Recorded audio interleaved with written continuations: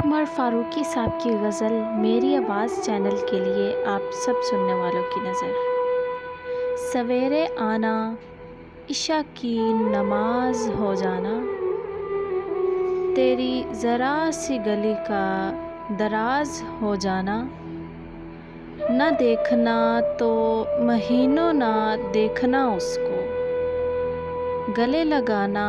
तो फिर बेनियाज हो जाना, मदीने जाना बस एक बार मांगने के लिए, वहाँ से आना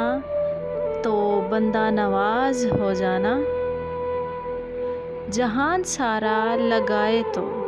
ऐनके कहलाए, तुम्हारी आँख पे आना तो नाज हो जाना,